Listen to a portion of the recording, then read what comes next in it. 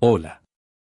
Esta noche dejamos atrás los brillantes salones del Olimpo y las olas rompientes de los mares de Poseidón para descender a un lugar más tranquilo.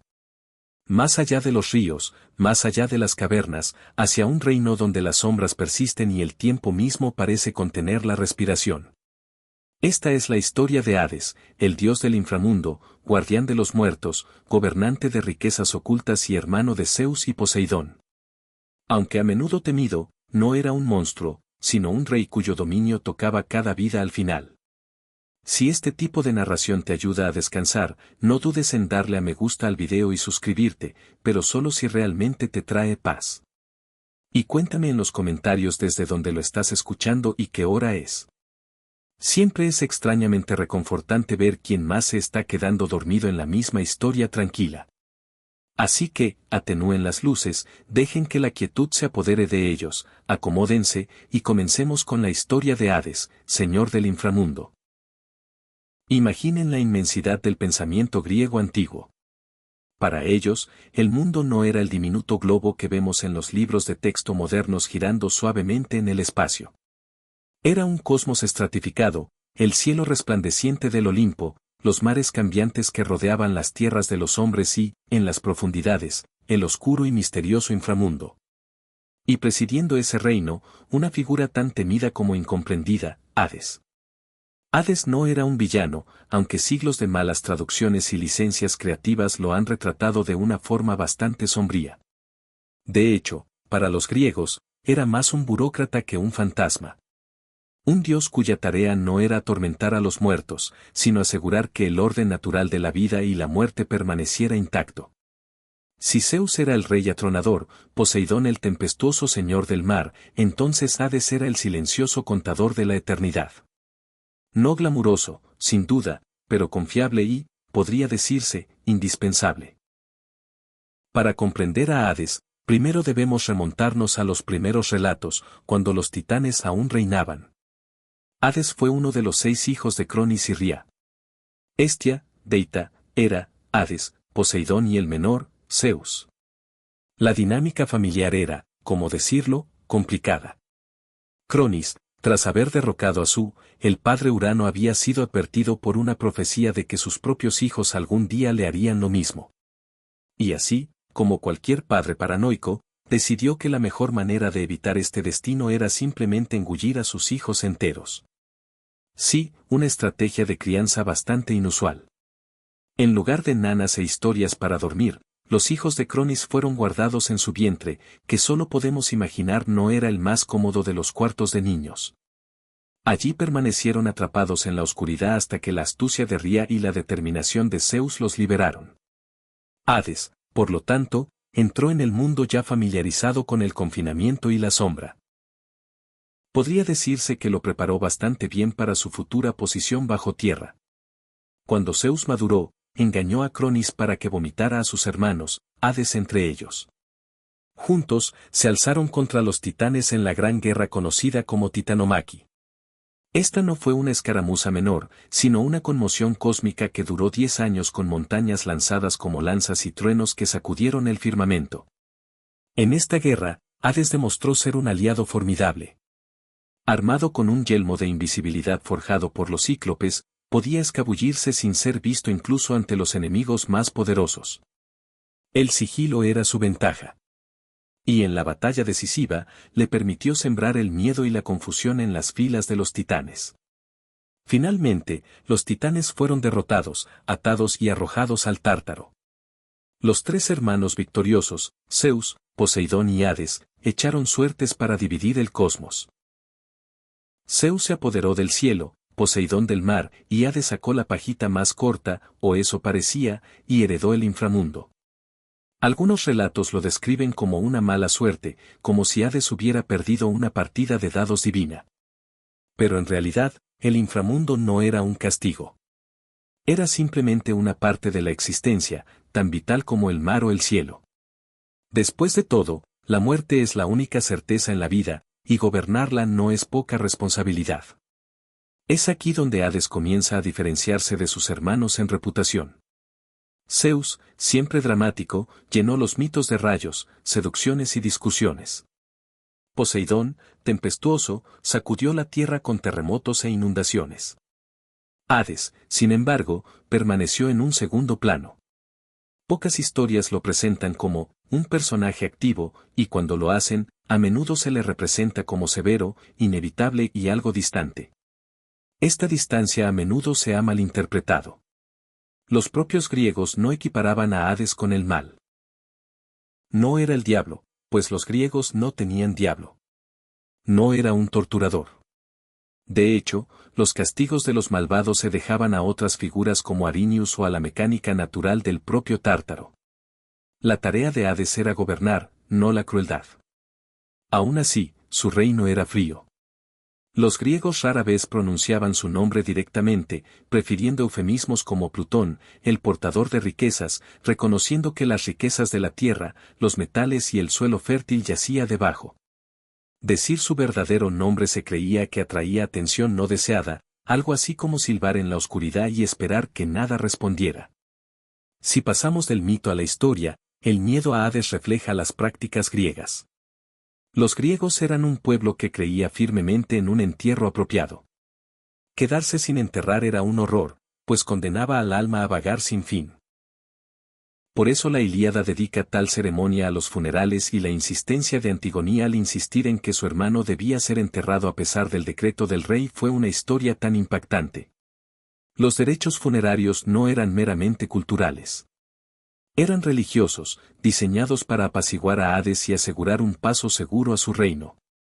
A menudo se colocaban monedas en la boca o sobre los ojos de los muertos.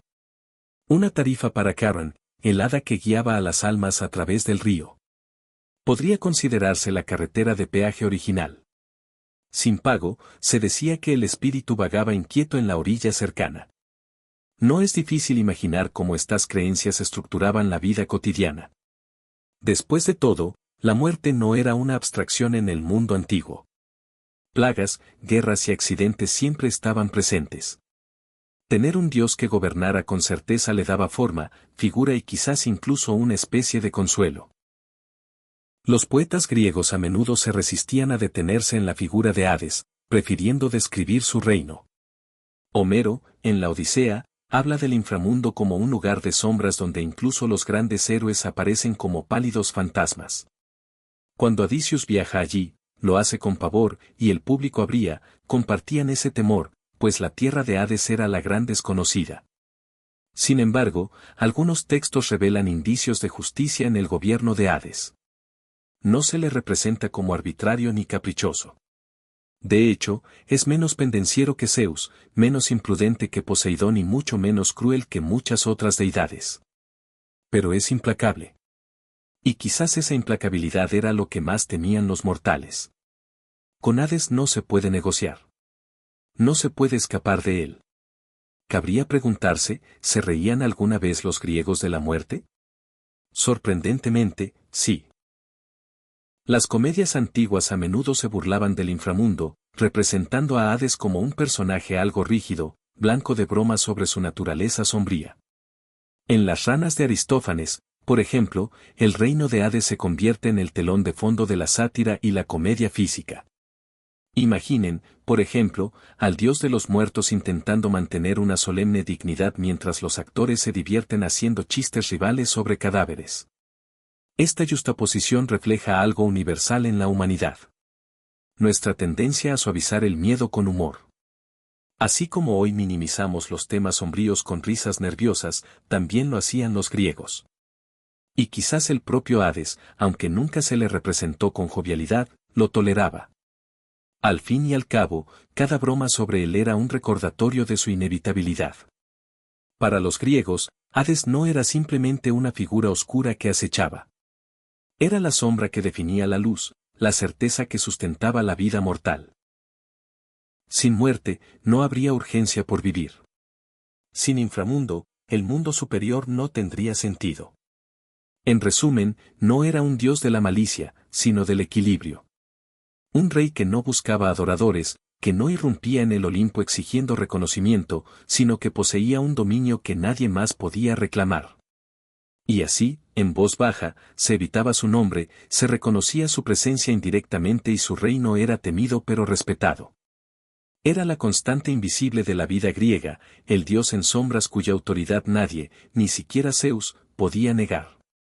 Al terminar este capítulo, imaginemos a Hades no como un monstruo, sino como un centinela silencioso. Imagínenlo sentado en un trono de piedra negra, no envuelto en llamas, sino con solemne dignidad, con una corona de obsidiana sobre su cabeza. A su alrededor se extiende su vasto dominio, que no grita con tormento, sino murmura con el interminable paso de las almas, como la marea de un mar que ningún ojo mortal podría jamás contemplar. Este es el Hades con el que comenzamos.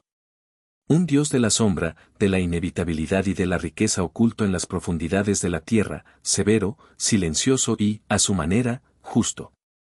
Y en los capítulos venideros, nos adentraremos en su reino, más allá de las puertas, a través de los ríos, en las praderas, los palacios, los misterios y los mitos que moldearon la visión griega de la vida y la muerte. Por ahora, dejemos al dios sombrío en su trono de silencio, esperando como siempre lo hace con infinita paciencia. Cuando los griegos cerraban los ojos y pensaban en la muerte, no imaginaban un vacío. Tampoco imaginaban un tormento ardiente como lo harían las tradiciones posteriores.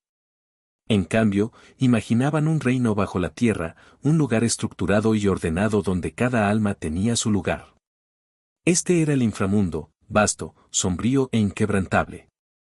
Llevaba el mismo nombre que su gobernante, Hades. Y aunque inspiraba miedo, no era un caos. Era un reino trazado con ríos, llanuras y palacios.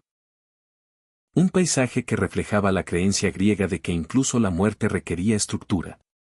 Entrar en este mundo era emprender un viaje, uno que casi todos en Grecia creían que les esperaba. Ese viaje comenzaba en el momento en que la vida se esfumaba. Se creía que el alma, o psique, abandonaba el cuerpo en forma de aliento o un leve aleteo, a menudo imaginado como una mariposa o la sombra de un pájaro. Los familiares se apresuraban a atender el cadáver, lavándolo cuidadosamente, vistiéndolo con ropas limpias y preparándolo para los últimos sacrificios. Se colocaba una moneda en los labios o sobre los ojos, un detalle pequeño pero esencial, pues era la feria para los hombres de las hadas que aguardaban abajo. Sin este pago, creían los griegos, el alma no podía cruzar al inframundo, condenada a permanecer en el umbral, inquieta e infeliz. El camino del alma conducía a las orillas del Aarón, el río de la aflicción. Allí esperaba una multitud de sombras, avanzando en silencio hasta que llegó el barquero Caronte. No era un guía amable, sino un barquero viejo y tonto, cansado de su interminable tarea. Solo aceptó aquellos que habían sido enterrados apropiadamente, y solo aquellos con la moneda. Su barca era una embarcación estrecha y crujiente, que se deslizaba por la corriente negra con brazadas deliberadas. Los vivos le temían y temían la posibilidad de que sus seres queridos vagaran para siempre si se descuidaban sus derechos. Hasta el día de hoy, los arqueólogos descubren monedas depositadas en tumbas antiguas, testimonio mudo de esta creencia. Una vez cruzada, el alma se enfrentaba a las puertas del inframundo. Eran altas e imponentes, custodiadas por cetro, el sabueso de 3 cabezas. Sus mandíbulas se apretaban, sus ojos brillaban y su cola, a menudo descrita como serpentina, se enroscaba inquieta. Sin embargo, su propósito no era la crueldad. No devoraba a los inocentes. Más bien, era el guardián de los límites, asegurándose de que ningún intruso vivo entrara y de que ningún espíritu regresara al reino de la luz. Era un papel reflejado en muchas culturas. Egipto tenía guardianes en las puertas del Duat. Mesopotamia tenía sus propios centinelas monstruosos. Cerbero era la respuesta griega al miedo universal de que la muerte pudiera ser reversible y que el orden requería vigilantes. Más allá de esas puertas se extendía el verdadero corazón del inframundo, dividido en regiones. La más grande y poblada era la pradera de Asfódelos. Era aquí donde las almas comunes vagaban, vagando sin fin por campos grises. Los poetas las describían como indistintas. Sus personalidades se desvanecían, sus recuerdos se difuminaban. No era ni castigo ni paraíso, sino una continuación neutral, una existencia sin dolor, pero también sin alegría. Para los griegos, esto parecía apropiado. No toda vida era heroica, ni toda alma malvada. La mayoría vivía y moría en paz, por lo que su más allá era una pradera tranquila. Ni tormento oscuro ni dicha radiante. Sin embargo, había reinos más brillantes para unos pocos afortunados. Los campos de Alicia se imaginaban como prados soleados, verdes y fragantes, donde los héroes moraban en paz eterna. Escritores posteriores embellecieron esta visión hasta convertirla en algo así como un paraíso, pero en su forma más temprana era un lugar de distinción, no de moralidad. Aquellos favorecidos por los dioses o descendientes de linajes nobles podían caminar aquí después de muerte. Los poetas cantaban, los guerreros festejaban y la brisa traía música perpetua. Para algunos, la promesa de Alcium era un consuelo. Para la mayoría, sin embargo, seguía siendo un sueño inalcanzable, un recordatorio de que la muerte reflejaba la vida con la jerarquía y los privilegios intactos. El más oscuro de todos los reinos yacía aún más profundo. El Tártaro. A diferencia de los salones del Hades o los campos de Asfódelos, el Tártaro era un pozo, un abismo reservado para los enemigos de los dioses. Aquí, los titanes derrotados eran encadenados, sus gemidos resonando a través de la piedra. Aquí, figuras monstruosas sufrían castigos a la medida de sus crímenes. Los mortales, también, si habían cometido un gran sacrilegio o desafiado a los dioses, podían ser arrojados allí. Pero el Tártaro no era para el criminal común. Era para ofensores cósmicos, aquellos cuya arrogancia amenazaba el orden divino. Era, en resumen, la prisión de la eternidad. Temida incluso por los propios dioses. Uniendo todos estos lugares estaban los ríos, 5 corrientes que simbolizaban las experiencias de la muerte. El palo era el más poderoso, sus aguas ataba los juramentos de los dioses. Jurar sobre los palos y romper la propia palabra era invitar a la destrucción o a años de silencio divino y debilidad. El frondoso era el río del olvido donde las almas bebían para borrar la memoria antes del renacimiento. Aarón, el río del dolor, llevaba el transbordador de Caron. Se decía que Cositus, el río del lamento, resonaba con los gritos de los muertos insepultos. Y Flecton, el río de fuego, ardía sin consumir. Una paradoja de llamas fluyendo sin cesar a través de la sombra. Estos ríos eran más que símbolos. Eran las corrientes de la creencia misma, grabadas en poesía, pintadas en vasijas y susurradas junto a las tumbas. La arqueología nos ha proporcionado atisbos notables de la seriedad con la que se sostenían estas creencias. En tumbas de Grecia e Italia se han encontrado pequeñas tablillas de oro inscritas con instrucciones para el alma. Conocidas como tablillas órficas, indicaban a los muertos qué caminos tomar, qué ríos evitar y qué palabras decir a los guardianes. Algunas aconsejaban al alma no beber de frondoso, sino del manantial de la memoria, prometiéndole una existencia superior y bendita. Eran, en efecto, una guía de bolsillo, libros al inframundo, introducidos en las tumbas como pasaportes divinos. Tales descubrimientos nos recuerdan que la geografía del Hades no era solo un mito, sino una religión práctica aplicada a la vida cotidiana. La literatura reforzó este mapa. En la Odisea de Homero, Adicio desciende al inframundo para consultar al profeta Tirosio. Se encuentra no solo con héroes, sino con sombras que apenas recuerdan su existencia. Aquiles le dice que preferiría ser un sirviente en la tierra que un rey entre los muertos. Un verso que captura la ambivalencia griega sobre este reino. La muerte era inevitable, pero no envidiable. Más tarde, el poeta romano Virgilio ampliaría este tema en las Anérides, dibujando una imagen detallada de las puertas del inframundo, sus ríos y sus divisiones, pero las raíces se encontraban en los fuertes griegos en su intento de dar forma a lo que yacía más allá. El inframundo no solo preocupaba a los poetas, sino que también moldeaba los rituales en cada hogar. Las familias vertían libaciones de vino y miel en las tumbas, creyendo que sus antepasados podían participar. Festivales como la Antestia en Atenas honraban a los muertos cuando se creía que los espíritus vagaban entre los vivos. Se reservaba la comida, se recitaban oraciones, se marcaban las puertas para mantener a raya a las sombras inquietas.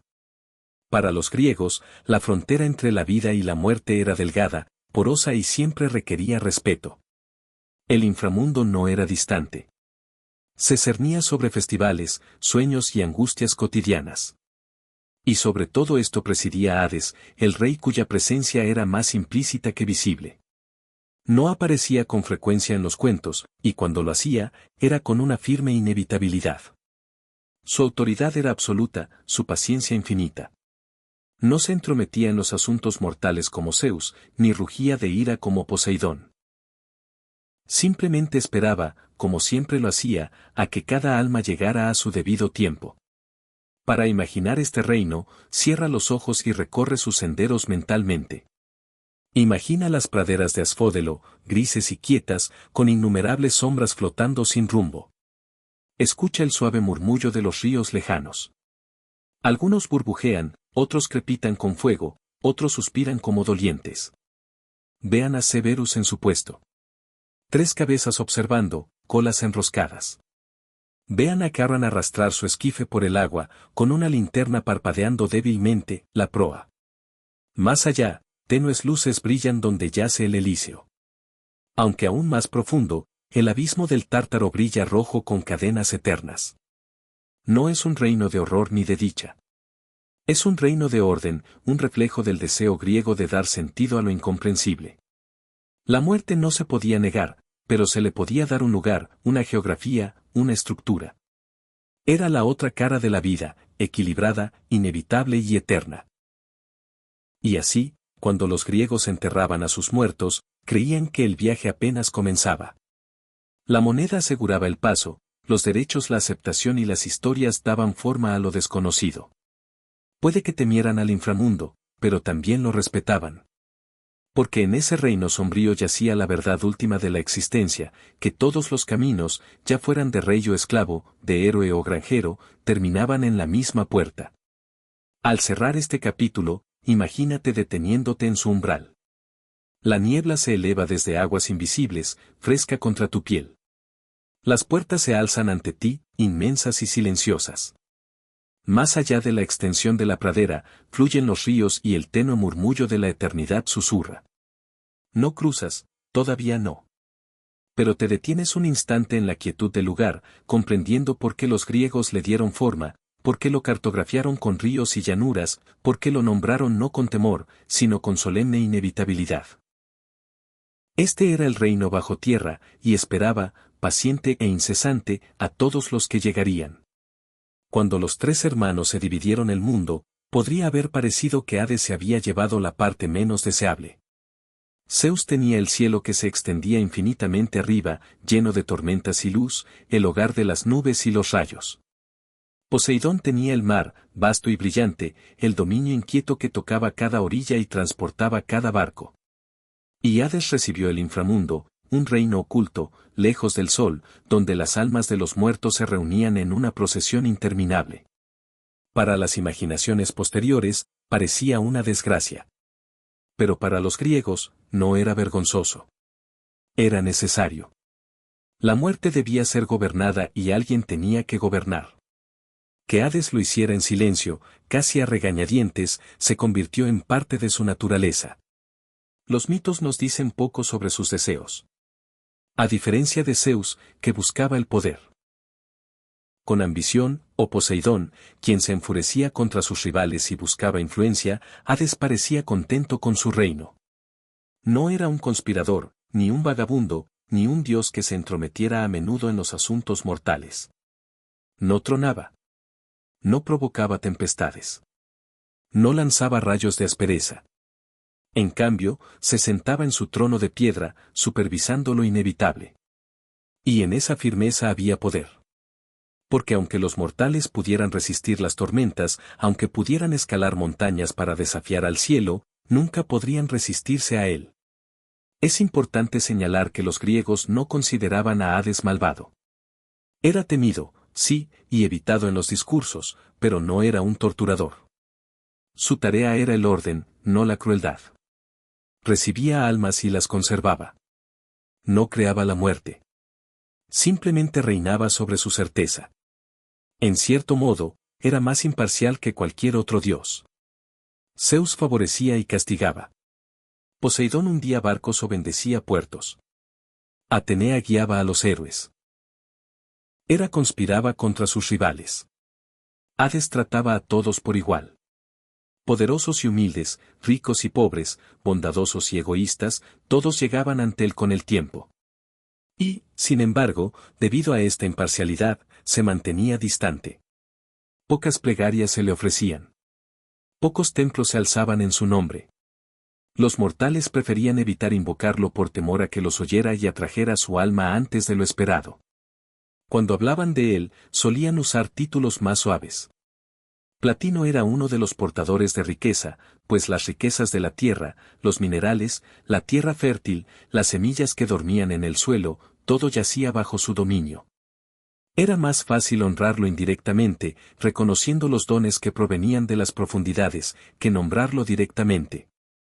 Su verdadero nombre, susurrado rara vez, tenía peso. Pronunciar Hades en voz alta era rozar la inevitabilidad misma.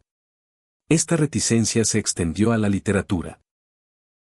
Hades aparece rara vez en los mitos en comparación con otros olímpicos. Cuando lo hace, a menudo no es por intromisión, sino por necesidad. Su relato más famoso es el de Pesfananía, cuando se alzó de la tierra en su carro y la llevó a su reino. Algunos narradores lo describen como un rapto, otros como una unión concertada por Zeus. Sin embargo, se cuenta que fue un acto que reflejaba su soledad, su necesidad de una reina en una tierra de sombras. No era un dios de escapadas lujuriosas como Zeus, ni de impulsos salvajes como Poseidón. Buscaba compañía de la única manera que conocía, un acto a la vez desesperado e inevitable. Más allá de la Pesfananía, Hades aparece en los mitos de descendencia. Los relatos de los cátabos, cuando mortales o héroes viajaban a su reino. Orfeo descendió, mentiroso en mano, su música tan evocadora que ablandó el corazón del severo gobernante. Por una vez, Hades concedió la liberación, permitiendo a Eurídice seguir a su esposo, aunque sujeta a una sola condición. Cuando Orfeo falló, Hades no cedió de nuevo. Su misericordia tenía límites, no porque fuera cruel, sino porque no quería deshacer el orden. Heracles también entró en su reino, con la tarea de apoderarse de Sebo como una de sus tareas. Hades lo permitió siempre que el héroe no usara armas. Una señal de que incluso en los desafíos las reglas importaban. Y cuando Teseo y la casa Pir se atrevieron a intentar lo imposible, robar a la propia Pesfananía, Hades simplemente lo sentó en la silla del olvido, donde permanecieron atados hasta que intervino Heracles. Castigó la arrogancia con la consecuencia adecuada, no con furia ardiente, sino con silenciosa inevitabilidad. Para los mortales, esto lo hacía aterrador y extrañamente admirable. No era impredecible. No era imprudente. Gobernaba con firmeza y con reglas que no se doblaban fácilmente. En un panteón lleno de caprichos y caprichos, había algo casi reconfortante en su constancia. La muerte, después de todo, es constante. No tiene favoritos. No llega en arrebatos de ira. Llega cuando llega, y llega para todos. Hades encarnaba esa verdad. Los griegos lo reflejaban en sus costumbres. Los derechos funerarios no eran opcionales. Se creía que los muertos insepultos vagaban por los confines de su reino, incapaces de cruzar el río y encontrar descanso. Por eso, en la Ilíada de Homero, se tiene tanto cuidado con los funerales. ¿Por qué, en la Antigonía de Sófocles, la heroína insiste en enterrar a su hermano a pesar del decreto del rey? Estas historias no solo tratan de desafío. Tratan de honrar las leyes de la muerte, leyes más antiguas que cualquier trono mortal. El propio Hades podría no aparecer jamás, escenario, pero su presencia impone las reglas. Negar el entierro era negar la entrada a su reino, y eso era impensable. La reticencia de Hades a interferir en los asuntos mortales lo hacía inusual entre los dioses. Zeus perseguía un sinfín de intrigas.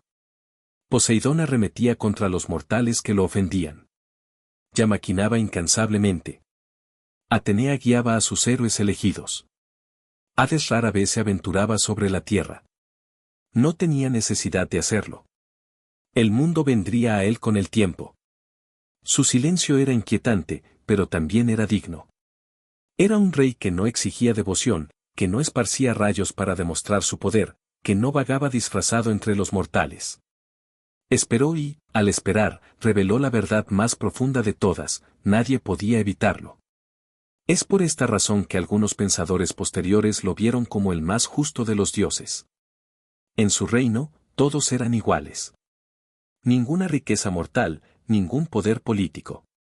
Ningún favor divino podía cambiar el destino de un alma.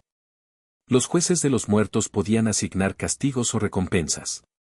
Pero el propio Hades presidía todo con serena imparcialidad. Si Zeus representaba la autoridad y Poseidón la fuerza, Hades representaba la inevitabilidad. Y en muchos sentidos, la inevitabilidad es el poder más poderoso.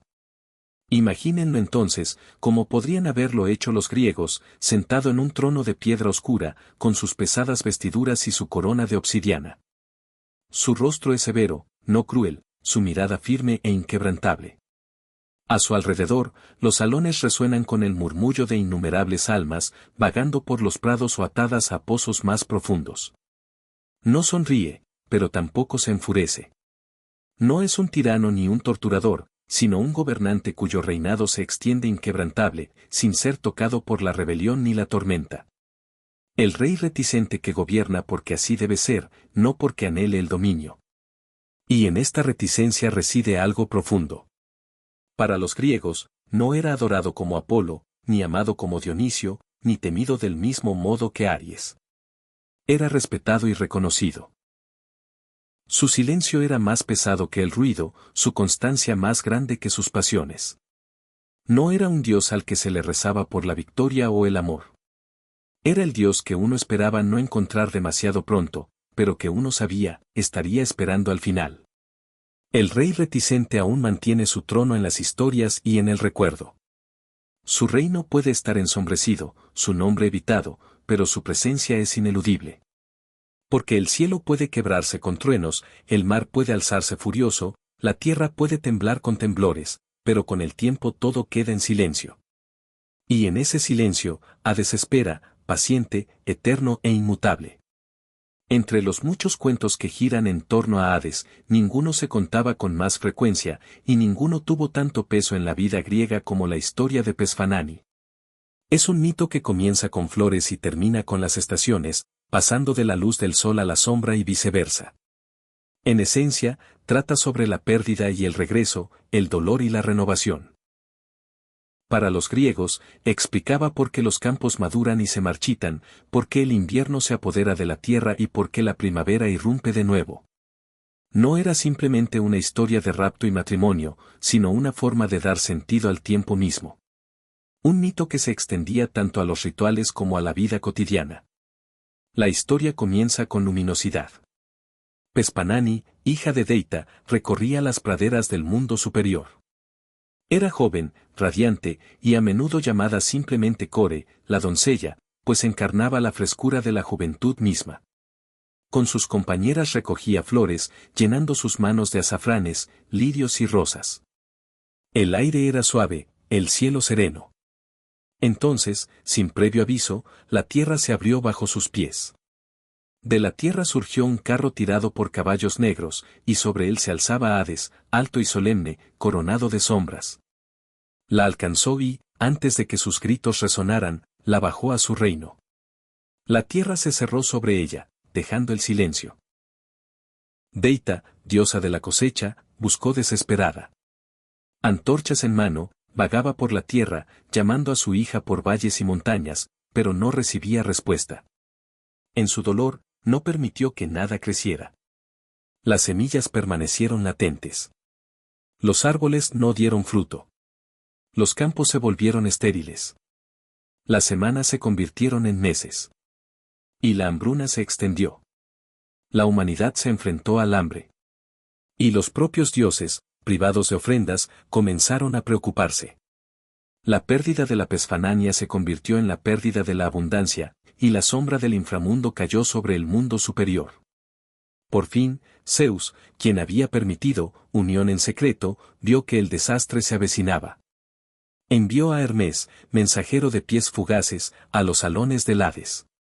Hermes habló del dolor de Deita, de los campos marchitos, de la supervivencia de la humanidad. Hades escuchó, serio y firme.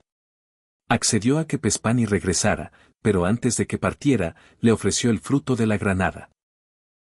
Ella probó sus semillas, rojas como la sangre, dulces y ásperas. En ese acto, se unió a él. Porque quienes comían la comida de los muertos no podían permanecer completamente libres del inframundo. Se forjó un compromiso. Pespani pasaría parte del año con su madre y parte con su esposo en la tierra. Cuando regresó a Deita, el mundo floreció, los campos maduraron y las cosechas llenaron los graneros.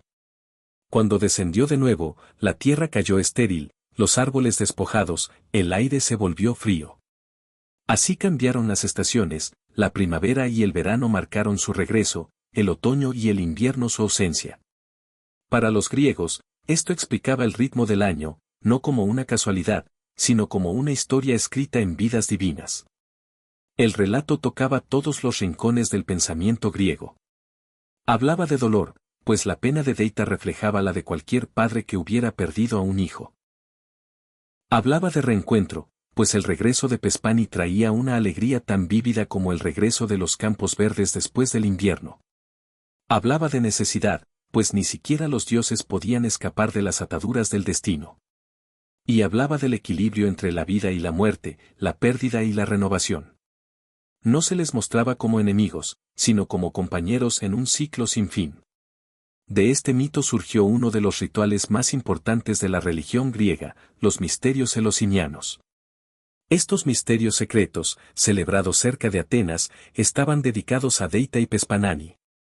A los iniciados se les prometían bendiciones tanto en la vida como en la muerte. Lo que ocurría en los misterios nunca se escribía, pues el secreto era estricto. Pero los escritores antiguos insinúan recreaciones del descenso y regreso de Pespani, dramatizadas para revelar la promesa de renovación. Incluso los emperadores romanos buscaban la iniciación. Tan poderoso era el atractivo. Participar era adentrarse en un mito viviente. Sentir el paso de las estaciones como una verdad que se extendía más allá de los años mortales. El significado agrícola era evidente. Pespani era la semilla que se desvaneció, entró en la tierra y resurgió. Los agricultores que sembraban en otoño veían su descenso reflejado en sus campos. El grano enterrado en la tierra era como la doncella llevada abajo, oculta en la oscuridad hasta el momento del regreso. En primavera, cuando los brotes brotaban de la tierra, la veían resurgir, recibida por Deita, saludada por la luz. El mito dio forma a la agricultura misma, convirtiendo el ritmo de siembra y cosecha en una historia divina. Sin embargo, también tenía un significado social.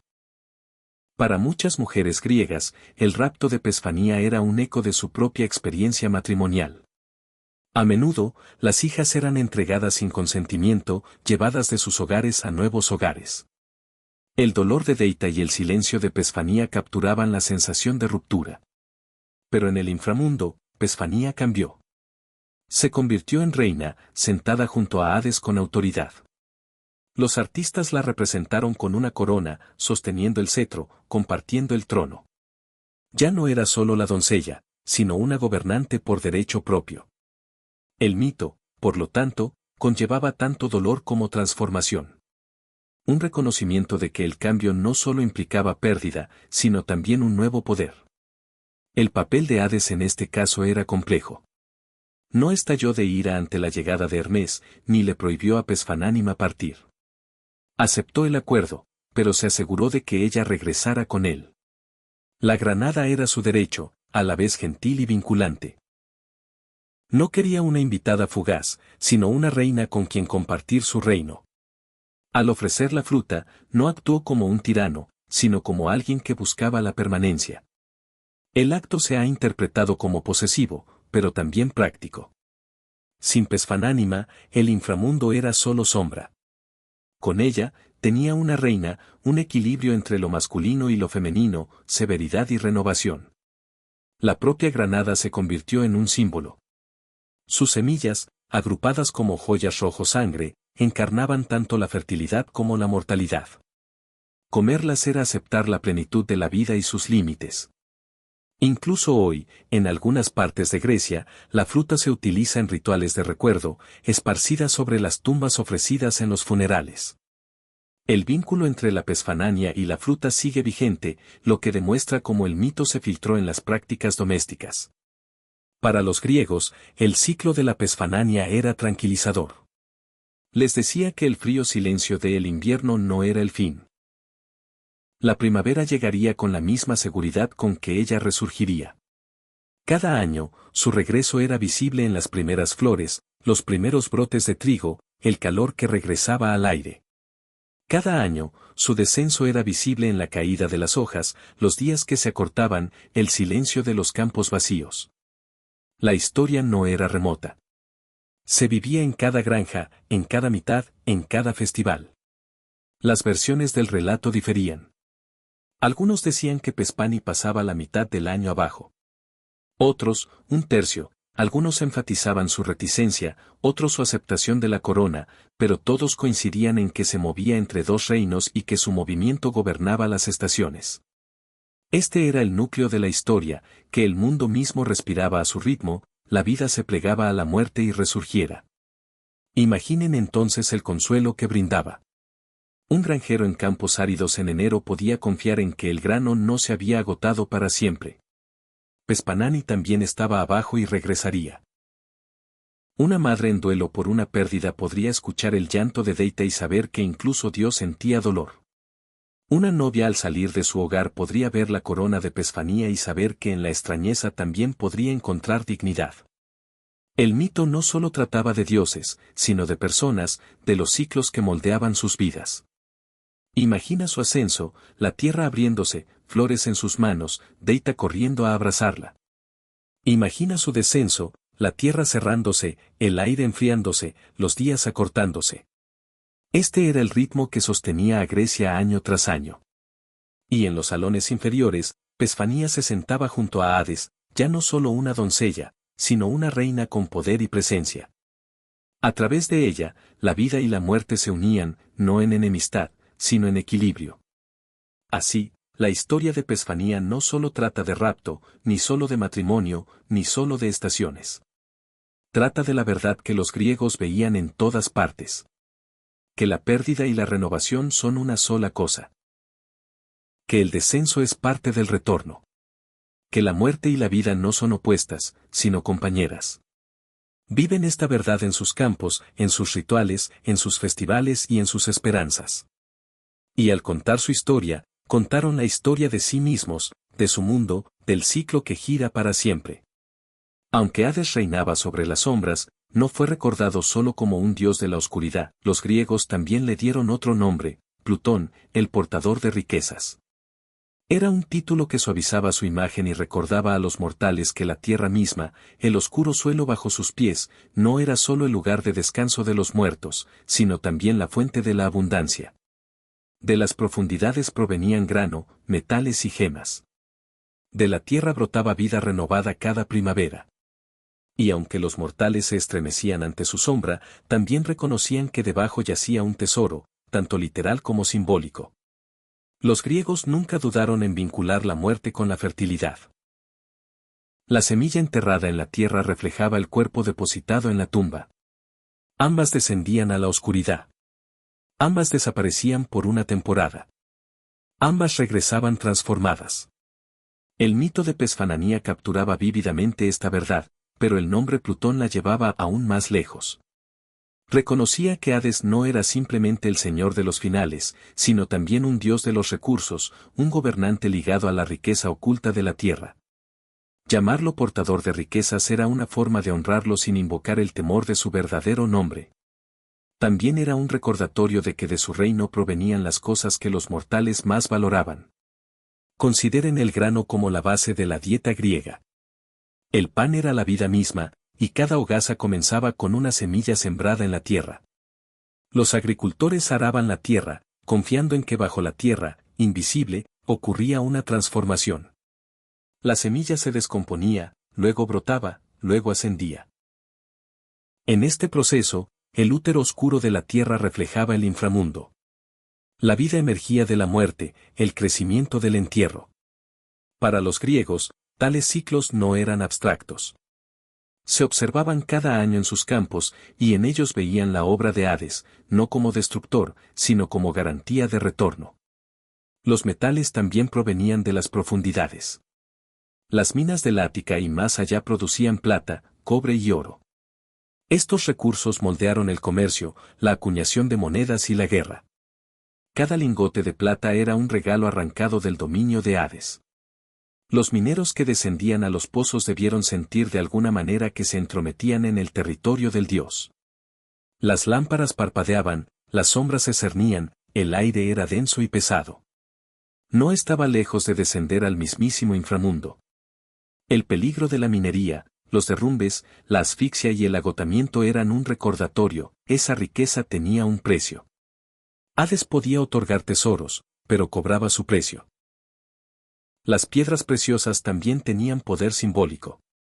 Las gemas extraídas de la tierra brillaban con una belleza que parecía de otro mundo. Llevarlas era llevar consigo un fragmento del reino oculto. Eran raras, costosas y recordaban a los mortales que bajo sus pies yacían misterios que nunca podrían controlar por completo. Los griegos sabían poco de geología, pero sabían lo suficiente como para intuir que tales tesoros no pertenecían al mundo de la superficie. Provenían de las profundidades gobernadas por Hades y, en ese sentido, él era su dador. El título Plutón influyó en el arte y el culto. Si bien los templos dedicados al propio Hades eran escasos, los santuarios de Plutino aparecían en lugares donde se celebraba la fertilidad y la abundancia. En Eleusis, donde los misterios honraban a Deita y Pespanani, también se invocaba a Plutón. Formaba parte del ciclo agrícola. Su sombra se entrelazaba con la cosecha. Honrarlo como Plutino era más seguro, más amable. Permitió a los mortales reconocer la muerte al hablar, en lugar de la vida. Esta dualidad refleja una verdad humana. Suavizamos lo que tememos al darle otro nombre. En la literatura, Plutino aparece como una figura menos severa que Hades. Los romanos, al heredar el nombre, lo usaron para su dios de los muertos, Plutón, enfatizando su vínculo con la riqueza. Con el paso de los siglos, las asociaciones más severas con Hades se difuminaron en esta figura más generosa. Sin embargo, los propios griegos ya habían comenzado el proceso. Para ellos, la riqueza y la muerte eran inseparables. Cada cosecha crecía del entierro de las semillas. Cada gema se extraía de las profundidades de la tierra. Cada moneda se acuñaba de minerales ocultos en la oscuridad. Hades era el señor de todas estas cosas. El contexto económico de Grecia confería poder a este simbolismo. Atenas prosperaba gracias a la plata que se cultivaba en Laurium. Su flota se financiaba con la riqueza subterránea. Sin esa plata, la ciudad no podría haber alcanzado el poder, ni construido templos, ni haberse defendido en el mar. La misma democracia celebrada en Atenas era indirectamente un regalo del inframundo. La riqueza que sustentaba la vida cívica provenía del dominio de Hades, aunque pocos habrían hablado de ello con tanta franqueza. Llamarlo Plutón era quizás una forma de admitir esta deuda, dar crédito sin despertar temor. Los griegos también tenían una dimensión filosófica. La riqueza era un arma de doble filo. Traía consuelo, pero también peligro, codicia y conflicto. En las tragedias de Eurípides y las historias de Heródoto, la riqueza suele conducir a la ruina. Vincular a Hades con la riqueza era recordar a los mortales que la riqueza y la muerte están estrechamente ligadas. Ningún tesoro puede evitar la mortalidad, y todo tesoro acaba pasando a otras manos. Hades, como Plutino, encarnaba esta paradoja. Da, pero también toma. Otorga abundancia, pero también reclama a todos los que la disfrutan. La tradición órfica profundizó en esto. En sus himnos, se invoca a Hades como dador de riquezas, señor de las semillas, la fuerza invisible que asegura el ciclo de la vida. Los poetas órficos instaron a los iniciados a ver más allá del miedo, a comprender que la muerte misma formaba parte de la renovación. La tierra, oscura y silenciosa, no solo era una tumba, sino también un útero. De esta manera, el rico no era un mero eufemismo, sino una verdad. De sus dominios provenían grano, gemas y, en última instancia, la posibilidad de una nueva vida. Imaginen entonces cómo se habría sentido un griego al borde de un campo arado. La tierra era oscura, fresca bajo las manos, silenciosa sobre las semillas ocultas. Era a la vez tumba y cuna. Al esparcir la semilla, el agricultor participaba en el descenso de Pesfanía, en el gobierno del Hades, en el misterio de Plutón. Y cuando los brotes brotaban de la tierra, cuando la cosecha llenaba los graneros, el agricultor veía en esa abundancia la riqueza de la tierra, el don del Dios invisible. Los mineros, también, al descender con lámparas a los pozos, sentían el aliento del inframundo. Cada pico que golpeaba la roca resonaba en los salones del Hades. Cada fragmento de mineral traía consigo el recuerdo de la oscuridad. La riqueza se obtenía de su reino, pero nunca gratuitamente. Los riesgos de la mina, las sombras que envolvían a los hombres, eran recordatorios de que el portador de riqueza no la daba gratis. Los griegos no resolvieron esta tensión. La aceptaron. Para ellos, la riqueza y la muerte eran hilos de la misma trama. Honraban a Plutino en festivales de fertilidad. Temían al Hades en los derechos funerarios. Hablaban de tesoros y tumbas, en el mismo aliento. Y al hacerlo, revelaron algo profundo. Que vivir es extraer continuamente de las profundidades, tomar prestado de lo invisible y devolver con el tiempo lo que se nos ha dado. Imaginemos a Hades ahora no solo como el severo rey de las sombras, sino como Plutón sentado en su trono con una vaina de grano en una mano y una cornucopia en la otra. A su alrededor brillan los tesoros de la tierra. Vetas de plata, pepitas de oro, semillas que rebosan de vida. No sonríe, pero su mirada es firme. Su presencia es innegable. Es riqueza y muerte a la vez, el Dios que da y el Dios que quita. Así, los griegos lo recordaban con dos caras. Como Hades, era sombra, inevitabilidad, el gobernante al que nadie quería conocer demasiado pronto. Como Plutón, era dador, proveedor, la fuente invisible de abundancia. Juntos, estos rostros revelaban el equilibrio de la existencia. La vida brota de la muerte. La riqueza surge de las profundidades. Los regalos vienen con sombras. La tierra, como el Dios que la gobernaba, era a la vez tumba y cofre del tesoro, a la vez tristeza y alegría. Así, año tras año, los griegos araban, segaban, extraían, construían y cosechaban, sabiendo que todo lo que obtenían era, en cierto modo, un regalo del Hades. Suavizaban su nombre, honraban su riqueza y temían su sombra. Vivían con él siempre arriba y abajo, en cada hogaza de pan, en cada moneda de plata, en cada semilla enterrada y en cada cosecha. Él era la riqueza de la tierra, severo y silencioso, pero también generoso sin medida. Cuando los mortales pensaban en el viaje al reino del Hades, imaginaban no solo sus paisajes de prados y ríos, sino también las figuras que mantenían el orden en su interior. Ningún reino está sin guardianes, ni ninguna corte sin jueces. Para los griegos, el inframundo no era un lugar de caos donde las almas vagaban sin rumbo. Estaba estructurado, supervisado y vigilado. Se marcaban los límites. Se asignaban roles y la justicia se preservaba incluso más allá de la tumba. Cruzar a los dominios del Hades era encontrarse con figuras que no eran dioses, pero que ejercían su autoridad. Eran los guardianes, los hombres hada, las bestias y los jueces, que moldeaban el viaje de cada alma. La primera figura con la que un alma podía encontrarse era Charon, el hombre de las hadas. Se lo imaginaba como un hombre adusto y curtido, de barba gris y manos ásperas por el mineral. Su barca era estrecha y crujiente, una embarcación que nunca descansaba. Surcaba sin cesar las negras aguas de Aarón, llevando las almas de los recién fallecidos. Pero su servicio no era gratuito. La moneda que se colocaba en la boca o sobre los ojos del cadáver era su tarifa.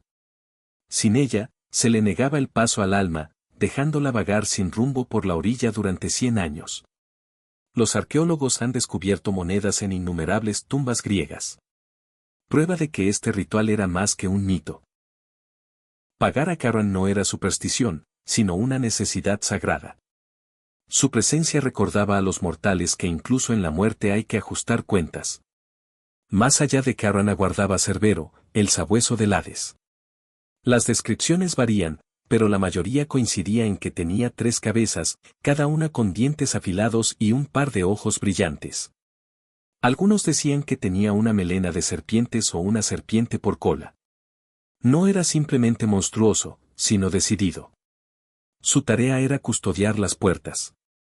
No impedía la entrada de las almas, pues todos los muertos eran bienvenidos. En cambio, les impedía salir. Una vez que un alma cruzaba, pertenecía al Hades, y Cerbero se aseguraba de que la frontera no se rompiera. Su función reflejaba la preocupación griega por los límites, por el orden que separaba la vida de la muerte. En las pinturas de jarrones, a menudo se le representa sometido por Heracles, quien lo llevó a la superficie como una de sus labores, pero siempre regresa a su puesto, el eterno guardián de la sombra. Antaño, dentro del juicio con rostro de alma, aquí los griegos colocaron 3 figuras, antaño mortales, pero ahora inmortalizadas como jueces de los muertos. Minos, antaño rey de Cree, se sentaba con el heredero de la autoridad, sabio y autoritario. Radamanto, su hermano, se decía que juzgaba con estricta imparcialidad, recompensando la verdad y castigando las mentiras.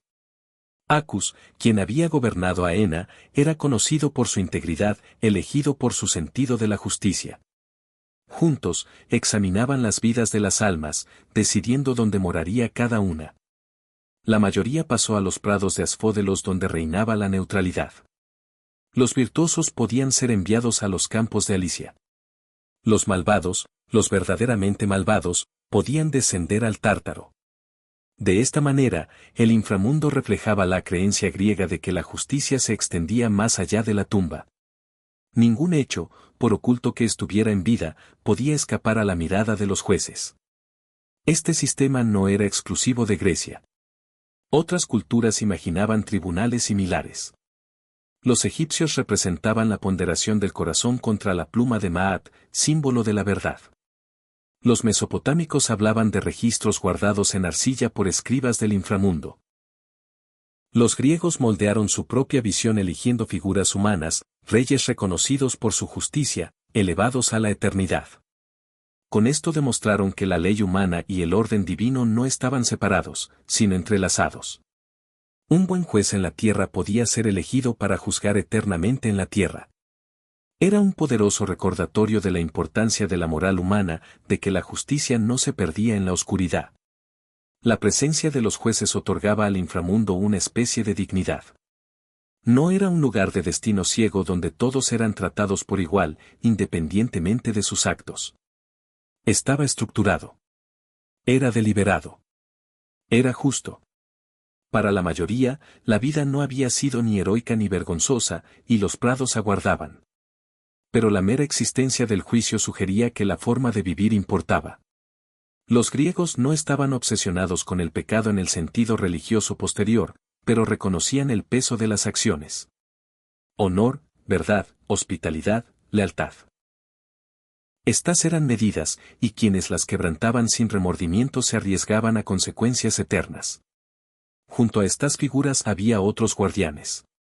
Se decía que las harinas o furias habitaban en los confines del inframundo, vengadoras de crímenes contra sus parientes. Perseguían a los asesinos que habían escapado al castigo mortal, asegurándose de que la culpa de sangre nunca se olvidara. En la literatura, aparecen como mujeres aterradoras con serpientes en el cabello, sus gritos insoportables, sus látigos listos para azotar. No estaban bajo el mando de Hades, sino más bien aliadas con el orden que éste representaba. Donde los tribunales humanos fallaban, las furias actuaban. Demostraban que la justicia, por muy demorada que fuera, era inevitable. Otra figura menos sombría era Thanos, la personificación de la muerte en paz. A veces se le imaginaba como un espíritu alado, gentil y sereno, que guiaba a los moribundos sin dolor. A diferencia de Hades, Thanos apareció en el mito como un personaje que podía ser engañado o retrasado, pero nunca derrotado para siempre. En este sentido, servía como el primer paso hacia el dominio del Hades, un recordatorio de que la muerte llegaba de muchas formas, repentina, violenta o tranquila, pero todas conducían a la misma puerta. Todos estos guardianes y jueces servían para enfatizar que el inframundo no era un caos. Estaba ordenado. Estaba estructurado.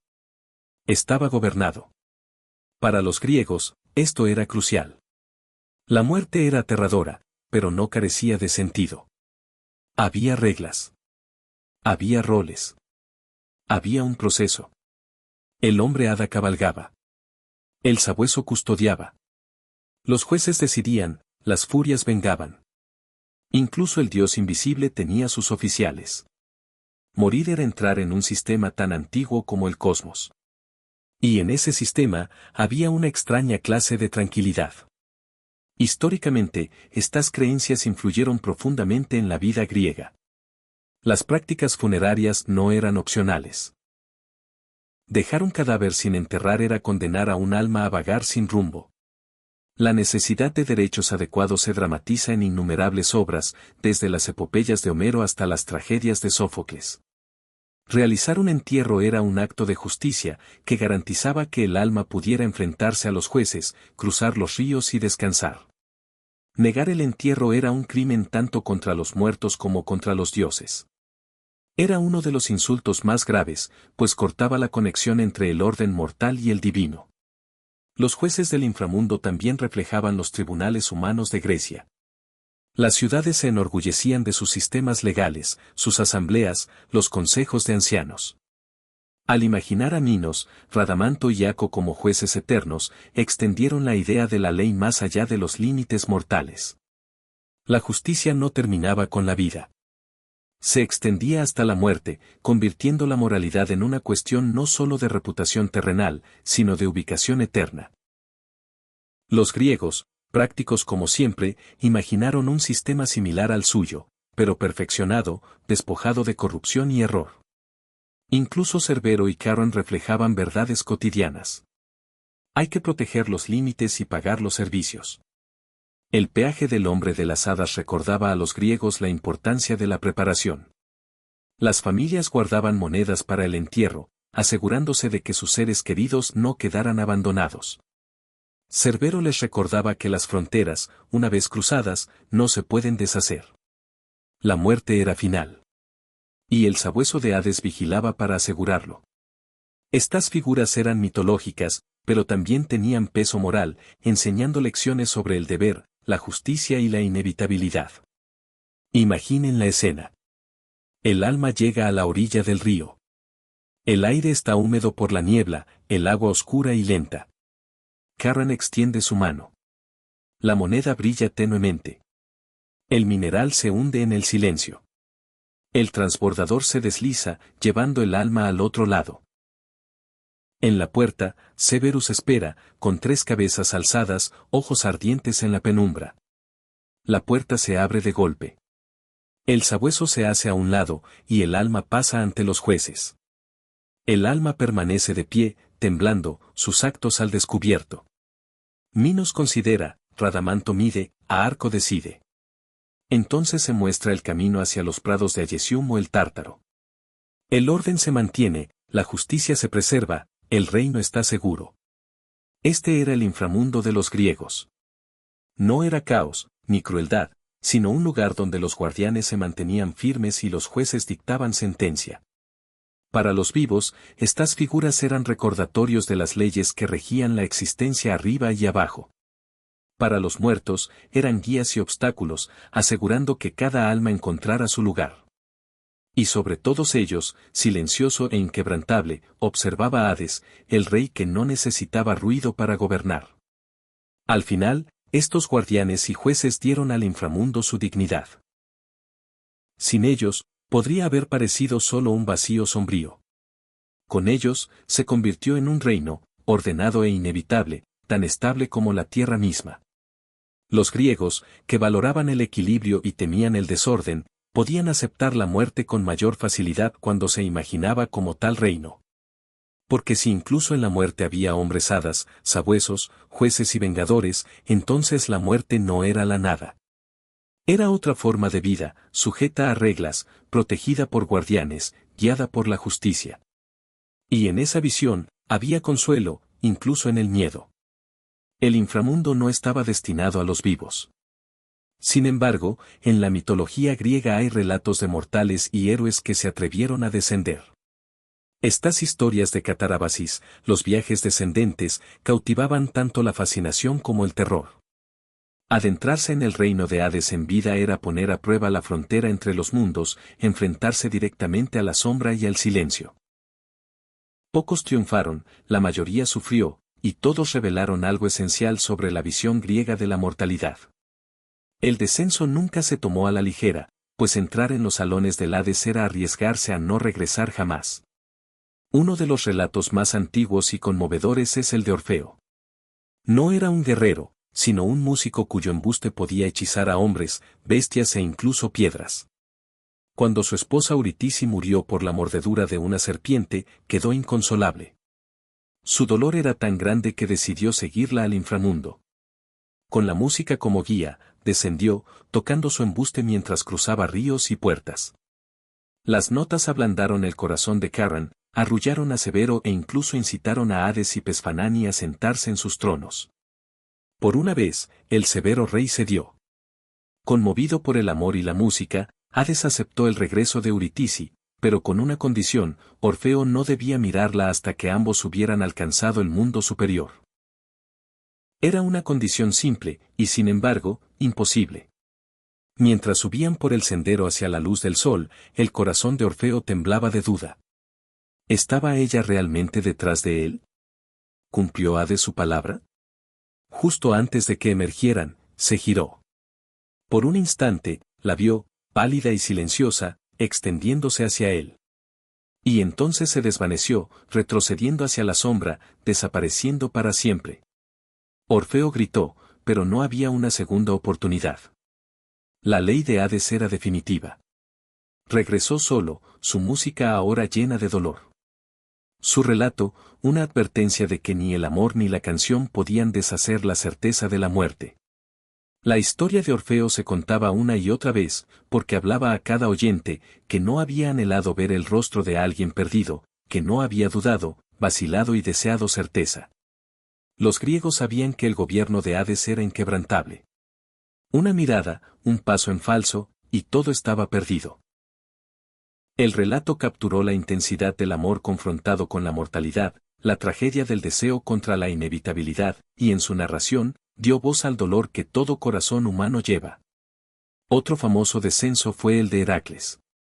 A diferencia de Orfeo, no era un músico afable, sino el más fuerte de todos los héroes. Sus esfuerzos ya lo habían llevado por toda la tierra. Y para su 12º y en su última tarea, recibió la orden de traer de vuelta a Cerbero del inframundo. Armado no con armas, sino con coraje, descendió. Hades no se lo prohibió, pero le exigió que tomara al sabueso sin espadas ni fuerza. Heracles luchó contra Cerbero con las manos desnudas, agarrando las cabezas que se agitaban, soportando la cola de la serpiente, sometiendo a la bestia solo con fuerza. Arrastrando al sabueso a la superficie, completó su labor, demostrando que incluso los guardianes del Hades podían ser confrontados. Sin embargo, una vez completada la tarea, Cerbero fue devuelto, pues ninguna criatura de ese reino podía permanecer arriba. El descenso de Heracles mostró otra cara de la imaginación mítica. Donde Orfeo reveló la fragilidad del amor, Heracles encarnó el triunfo de la fuerza. Sin embargo, ni siquiera él conquistó la muerte. Tomó prestado a Cerbero, pero no lo conservó. El inframundo permaneció intacto, y Heracles, a pesar de todo su poder, no pudo deshacer su poder. Su historia recordó a los oyentes que ni siquiera los más fuertes pueden romper el orden de Hades. Pueden visitar, pueden luchar, pero deben regresar al mundo de los vivos sin haber cambiado nada. Estos también se aventuraron abajo, aunque su propósito era menos noble. Junto con su compañera, la casa Pir, concibió un plan audaz y tonto para apoderarse de la propia Pesfananía como esposa. Tal arrogancia estaba destinada al fracaso. Al entrar en los salones de Hades, los dos héroes se encontraron atrapados. Hades los sentó en la silla del olvido, donde permanecieron atados por lazos invisibles. Sus mentes se nublaron, sus cuerpos se fijaron. Durante años permanecieron sentados hasta que Heracles, durante su descenso, logró liberar a Teso. Aunque ni siquiera él pudo romper las ataduras de la casa Pir. El relato era una advertencia contra la arrogancia. Desafiar a Hades a buscar a su reina era una locura. Ninguna ambición mortal podría anular las leyes del inframundo. Los griegos también contaban otras historias de descendencia. En la Odisea de Homero, Adisis viajó a la tierra de los muertos, guiado por la bruja Cersei. Cavó un pozo, vertió libaciones de miel, vino y sangre, e invocó a las sombras. Allí se encontró con el espíritu del profeta Tiracio, quien predijo su destino. Vio a Aquiles, quien confesó que prefería ser un sirviente entre los vivos que un rey entre los muertos. Vio a Agamenón, amargado y afligido, y a innumerables otros, sombras de lo que fueron. El viaje llenó de pavor a Adicio y también al público. No fue una visión de tormento, sino de vacío. Un recordatorio de que incluso los héroes más grandes se desvanecen en la memoria en los aposentos del Hades.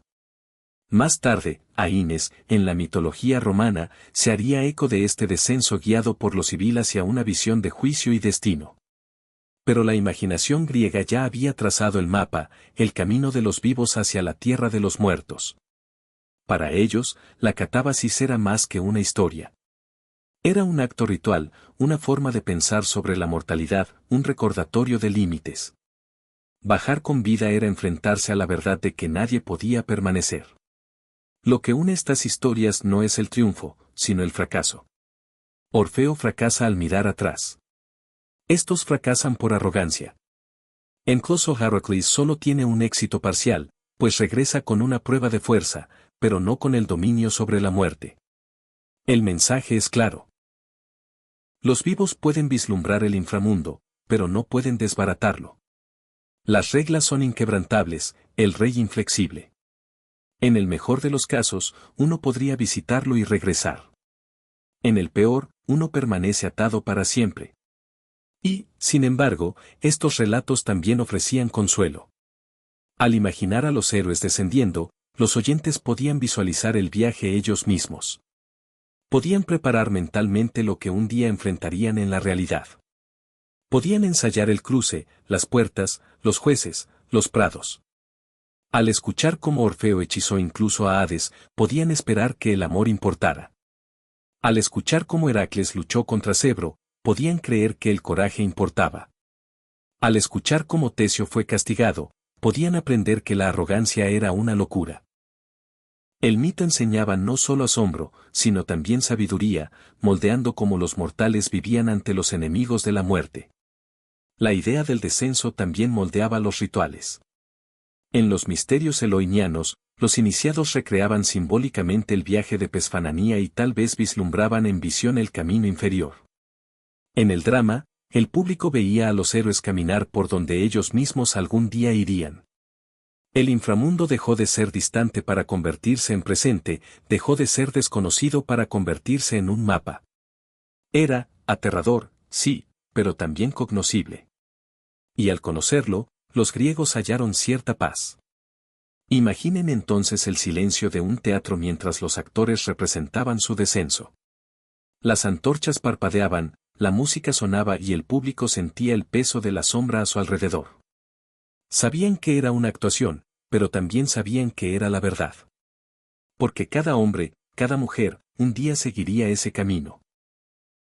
Los héroes lo habían recorrido primero, y tras sus pasos, los mortales trazaron su propio destino. Al final, las historias de descenso no nos recuerdan la victoria, sino la humildad. El inframundo no se conquista. No se escapa. Se acepta. Los héroes que descendieron no regresaron inmutables. Y sus relatos no borraron la muerte. Le dieron forma. Le dieron significado. Le dieron voz. Y al hacerlo, permitieron a los griegos vivir con su sombra con más calma. Así que dejémoslos ahí. Orfeo con su mentiroso, Heracles con su fuerza, Teseo atado en silencio, Odicio contemplando las sombras. Cada uno tocó el reino de Hades. Cada uno regresó con sabiduría. Cada uno reveló una verdad. Los vivos pueden descender, pero no pueden permanecer. Las leyes del inframundo son eternas, y su rey espera con paciencia. Los héroes pueden poner a prueba esas leyes, pero al final ellos también deben inclinarse. Cuando pensamos en los dioses olímpicos, imaginamos templos que se alzan en mármol, procesiones de adoradores, himnos y sacrificios, festivales llenos de alegría. Zeus tronó desde altas cumbres. Atenea guió ciudades. Dionisio fue celebrado en éxtasis. Sin embargo, para Hades, la imagen era diferente. No era un dios de altares abarrotados ni de canciones alegres. Su nombre se evitaba, su presencia se susurraba en lugar de invocarse. No era amado, pero se le honraba en silencio mediante cuidadosos rituales y un respeto temeroso. La adoración a Hades era diferente a la de cualquier otro dios. Y revela cómo los griegos equilibraban la reverencia con el temor. Hades no tenía muchos templos. De hecho, su culto era escaso en comparación con los demás olímpicos. Esto no se debía a que careciera de importancia, sino a que era demasiado importante, demasiado peligroso, demasiado cercano. Los mortales dudaban en construir monumentos que pudieran llamar su atención. Invocarlo era invocar a la muerte misma. Y eso no era algo que la mayoría de la gente deseara apresurar. Cuando se hacían ofrendas, a menudo se hacían en secreto por la noche y, a veces, bajo tierra. Los sacrificios se llevaban a cabo con la cabeza vuelta, como si incluso el acto de dar debiera estar protegido de su mirada. Sin embargo, había santuarios en Eleusis donde se honraba a Deita y Pespanani. Hades, bajo su nombre más suave, Plutin, formaba parte de los misterios. Aquí no se le temía como destructor, sino como compañero en el ciclo de la fertilidad. En Ilis, en Pelpinese, se le adoraba en un santuario que se abría solo una vez al año, cuando se realizaban sacrificios en silenciosa solemnidad. En el sur de Italia y Sicilia, regiones con suelos ricos y profundas conexiones con los cereales, Hades y Pespanani eran invocados juntos. Su doble dominio sobre la muerte y la vida se entrelazaba. Su adoración a menudo llevaba la marca del eufemismo. Para evitar mencionar su verdadero nombre, los griegos se referían a él como el invisible, el anfitrión de muchos, o Plutón, el dador de riquezas. El lenguaje suavizaba el miedo. El eufemismo es, después de todo, una defensa humana, una forma de reconocer aquello que tememos sin nombrarlo directamente. Así como hoy hablamos de fallecer en lugar de morir, los griegos hablaban de Plutón en lugar de Hades. La evasión en sí misma era una forma de adoración, un acto de reconocimiento de que el silencio puede ser tan sagrado como la alabanza. Las ofrendas que se le ofrecían también eran distintivas. Mientras que la mayoría de los dioses recibían libaciones vertidas hacia el cielo, Hades recibía libaciones vertidas hacia la tierra. Miel, leche y sangre se filtraban en la tierra como ofrendas al dios de abajo. Se sacrificaban animales negros en su honor. Su sangre se derramaba en fosas. Los rituales no tenían como objetivo celebrarlo, sino apaciguarlo, asegurar su distancia, la tranquilidad de los muertos y la inalterabilidad del orden natural. Esta forma de adoración revela mucho sobre las actitudes griegas hacia la muerte. No lo negaron ni lo abrazaron con alegría. Lo trataron con solemne respeto, con cautela. Hades no era un dios que se pudiera ignorar, pero tampoco uno que se pudiera invitar. Él era inevitable, por lo que su culto era silencioso, mesurado y comedido. Adorarlo significaba aceptar la realidad de la mortalidad, reconocer que bajo la vida siempre hay sombra. Los misterios elosinianos otorgaban a Hades un lugar de particular importancia. Aunque Deita y Pespanani eran las figuras centrales, Hades era el compañero invisible. Su papel en el descenso y regreso de Pespani lo hacía esencial para el drama ritual. A los iniciados que participaban se les prometía un mejor destino en el más allá, un camino más apacible en su reino. ¿Qué significaba eso exactamente? Lo desconocemos, pues los secretos nunca se escribieron. Pero podemos imaginar que al honrar a Hades como Plutón, al reconocer su papel en el ciclo, los adoradores sentían que habían asegurado no solo la fertilidad de sus campos, sino también el consuelo de sus almas. La evidencia arqueológica respalda este sentido de adoración cautelosa. En tumbas de Grecia e Italia se han encontrado pequeñas tablillas inscritas con oraciones a Pespanani y Plobóton. Algunas ofrecen instrucciones para el alma, guiándola hacia los manantiales y senderos adecuados, asegurando un camino seguro. Estas tablillas órficas a menudo instan al alma a declararse hija de la tierra y del cielo estrellado, destinada a algo más que los prados de Asfódelos. Llevar una tablilla así era reconocer el poder de Hades y prepararse para su juicio. Era una adoración que trascendía la vida, un pasaporte al reino de las sombras. El miedo, sin embargo, nunca estaba lejos de la reverencia. Hades era imaginado como severo e inflexible, y su presencia no era bienvenida en las festividades de alegría. Brindar por él en un banquete habría sido impensable. En cambio, se le honraba en los funerales, junto a las tumbas, en los rituales de duelo. Su adoración estaba entrelazada con el dolor. Pero incluso el dolor conllevaba respeto, pues los griegos veían en el duelo un reconocimiento del orden natural. Lloraban, pero también ofrecían. Se lamentaban, pero también apaciguaban. En sus lágrimas, Hades estaba presente. También hay indicios de devoción personal. Algunos individuos pudieron haberle rezado pidiendo venganza, justicia contra injusticias que los tribunales mortales no podían dictar. Pues Hades no solo era señor de la muerte, sino también garante de la justicia más allá de la vida. En tales oraciones se le invocaban no como Plutón, el portador de riquezas, sino como el severo rey que velaba por el equilibrio de las almas. Pedir su ayuda era peligroso, pero a veces el peligro era necesario. En la comedia, Hades podía ser objeto de burlas superficiales, como en Las ranas de Aristófanes, donde su reino se convierte en escenario de parodías. Pero incluso aquí, la risa era nerviosa. Burlarse del dios de la muerte era admitir el miedo. El público reía, pero con inquietud, sabiendo que la sombra de la que bromeaban algún día también caería sobre ellos. La comedia les ofrecía una forma de mirar de reojo el miedo, de suavizarlo sin negarlo. De ese modo, incluso la burla era una forma de reconocimiento. Otra máscara de adoración. Cuando observamos la adoración de Hades en contraste con la de otros dioses, su diferencia se hace evidente. Zeus exigía sacrificios para obtener protección. Poseidón, un paso seguro; Atenea, sabiduría; Afrodita, amor. Hades no pidió nada, pero al final lo recibió todo. No era un dios al que se cortejaba por favores. Era un dios para el que se preparaba, un dios al que se apaciguaba en silencio, un dios al que se aceptaba como inevitable. Su adoración se basaba menos en pedir y más en reconocer.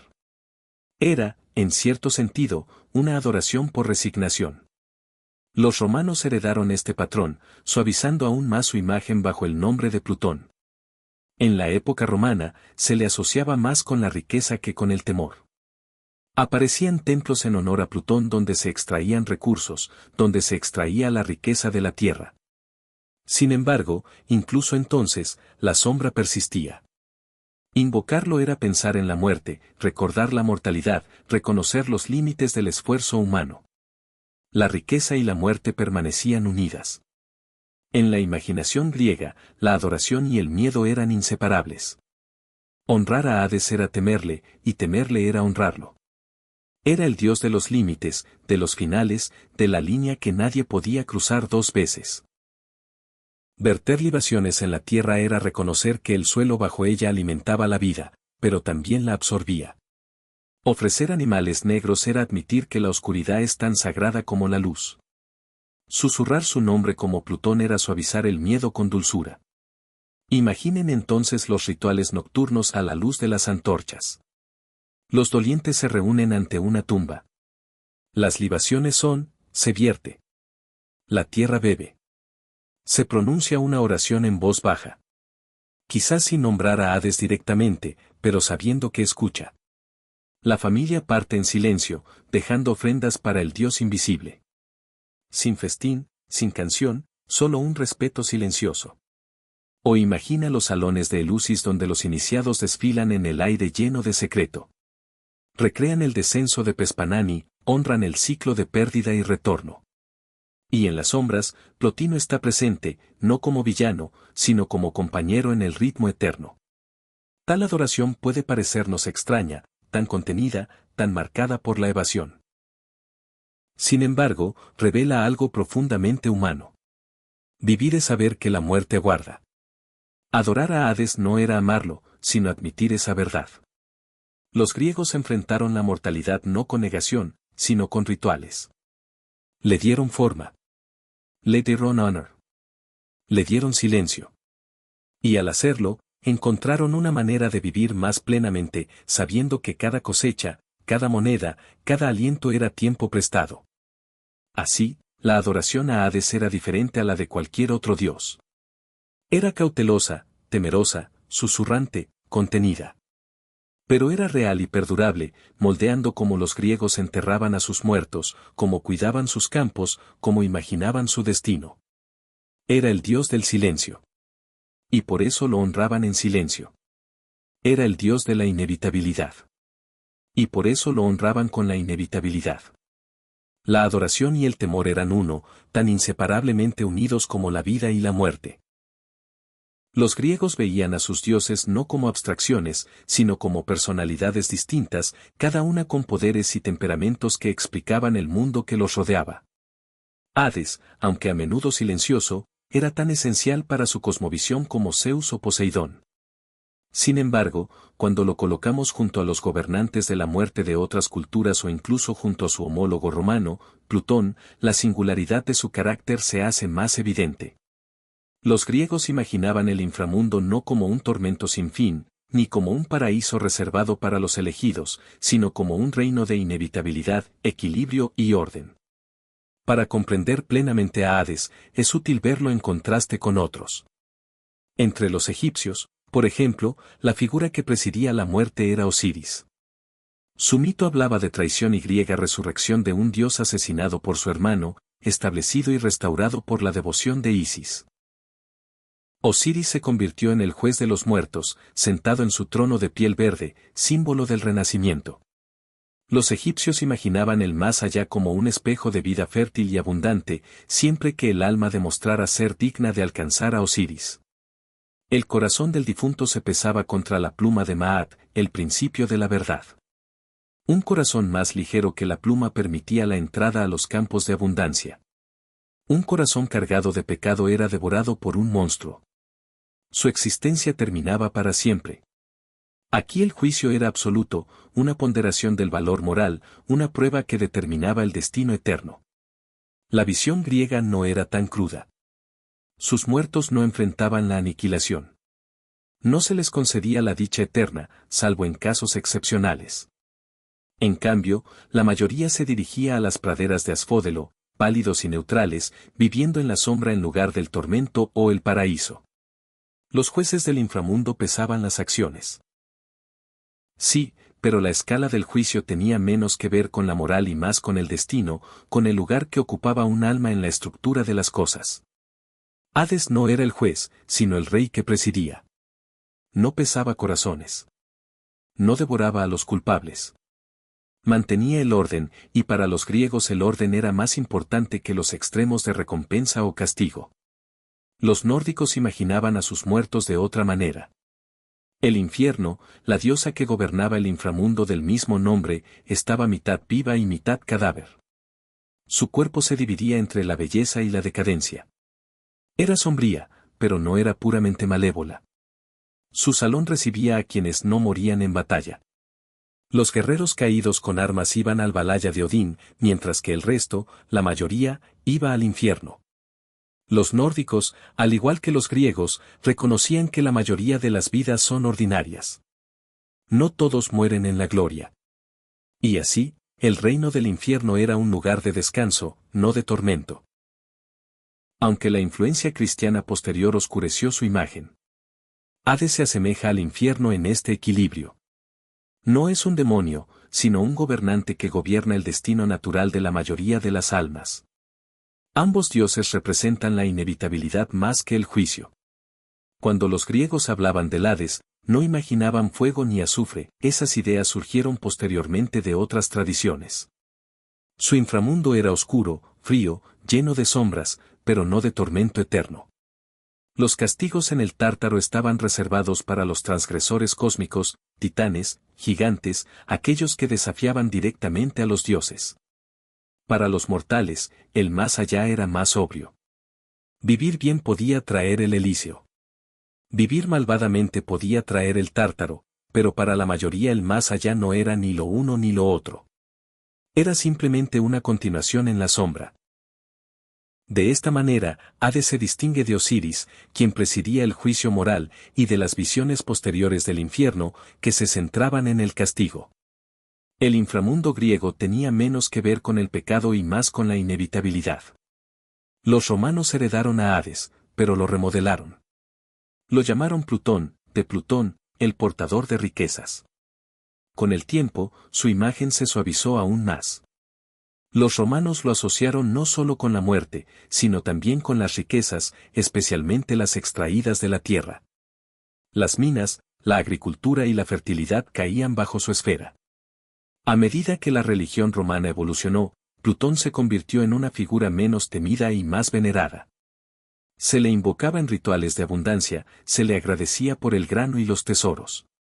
Su papel de rey sombrío quedó relegado a un segundo plano, eclipsado por su identidad como dador de prosperidad.